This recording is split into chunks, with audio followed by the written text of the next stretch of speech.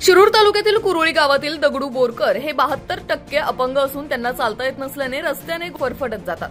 हे विदारक दृश्य आपला आवाजने टिपल्यावर अनेक सामाजिक कार्यकर्ते समोर येत त्यांना न्याय देण्यासाठी सरसावले आहेत। या बाबांना अपंगांना असणाऱ्या चार्जिंगच्या सायकलची गरज असून ते अनेकदा शिरूर पंचायत समितीला या कामासाठी हेलपाटे मारत असून कुरोळी गावचे ग्रामसेवक राजाराम मुरकुटे यांना संपर्क साधला असता त्यांनी दिलेल्या माहितीनुसार या गावात दिव्यांगांना मिळणाऱ्या 5% निधीची रक्कम ही केवळ 15,000 असून सरासरी प्रत्येक दिव्यांगाला वार्षिक 1,000 रुपये मिळत असल्याचे सांगितले।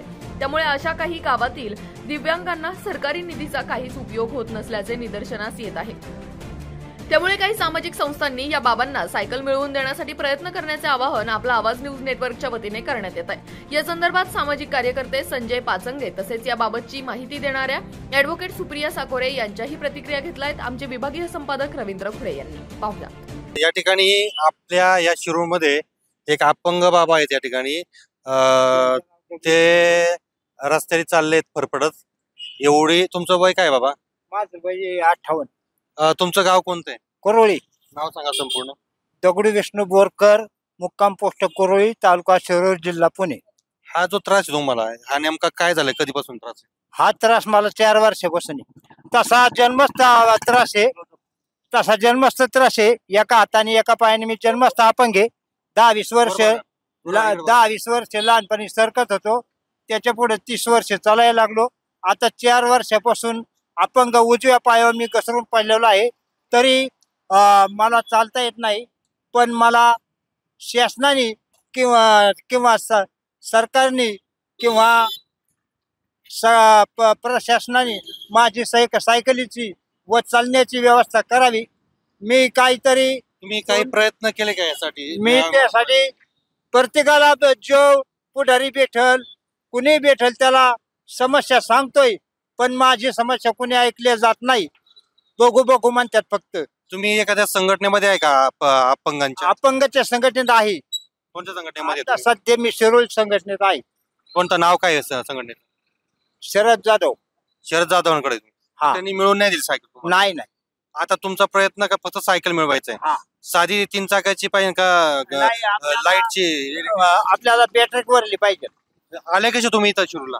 मी इष्टीने आलो आता, आणि आता इष्टीतून सरकत तेंडवरून सरकत आता पंचायत समितीला चाललेलो आहे, तहसीलदार कचेरीला चाललेलो आहे माझी समस्या घेऊन। या ठिकाणी हे जे बाबा आहेत यांची जी ससेवलपट आहे ही थांबायला पाहिजे। प्रशासनाला विनंती आहे, संघटनांना विनंती आहे, तुम्ही अशा लोकांसाठी नाही करायचं तर कोणासाठी करायचं आहे? आणि म्हणून याच्यासाठी आपण पाठपुरावा करणार आहे। बाबांना बॅटरीची सायकल असो 3 चाकी ही मिळवण्यासाठी आपण प्रयत्न करणार आहे। जो काही ग्रामपंचायतचा निधी त्यातून या लोकांना पुरेशी सुविधा मिळेल असं वाटत नाही, कारण त्यांचा निधी तोकडा आहे। सुदैवाने आपल्या तालुक्यात फार मोठी MIDC आहे, कोट्यवधीचा CSR फंड आहे। मी या माध्यमातून आता त्यांच्या अपंग संस्थेच्या अध्यक्षांना फोन लावला होता की खरंच ज्यांना चालता येत नाही किंवा एका पायाने अपंग आहेत अशा व्यक्तींसाठी संपूर्ण तालुक्यात जेवढ्या व्यक्ती असतील त्यांची यादी जमा करून MIDCच्या माध्यमातून त्यांना सायकल किंवा ज्या काही सुविधाच्या गोष्टी आहेत त्या देण्याचा विचार आम्ही आता या ठिकाणी घेतलेला आहे। खरं तर आमच्यासह सगळ्याच राज्यकर्त्यांचं हे अपयश आहे की निवडणुकापुरते आपण मिळवतो, परंतु सर्वसामान्यांच्या ज्या हालापेष्टा आहेत त्याकडे कोणाकडेही लक्ष नाही।